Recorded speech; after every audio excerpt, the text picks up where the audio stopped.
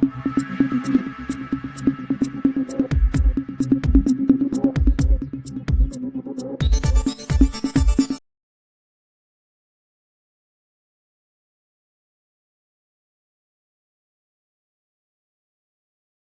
మంది కొంతమంది పేషెంట్ కూడా చెప్తున్నారు, అమ్మ సచిపాలు వెళ్తే చుట్టలేదు, మళ్ళీ ప్రైవేట్కి వెళ్ళాల్సి వస్తున్నారు.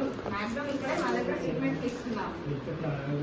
ఇంతమంది పేషెంట్లు ఉన్నప్పుడు గవర్నమెంట్ ఎంతమంది ఇస్తుంది చేద్దాం అంటే ఇప్పుడు అందరూ కూడా సమాజ సేవ చేస్తేనే ముందు నడపగలుగుతామండి. ఇలాంటి వాళ్ళు అది అర్థం చేసుకోబట్టే కొంచెం మేము ఇంకా స్కూల్లో చేయగలుగుతున్నాం. మీరు కావాలండి డాక్టర్ గారు, మీరు వస్తే వచ్చినప్పుడు నేను చేస్తాను. ఖచ్చితంగా మనకి మెడిసిన్స్ డొనేట్ చేయడానికి వచ్చారు. Thank you sir. ఖాళీ పడదు కదండి.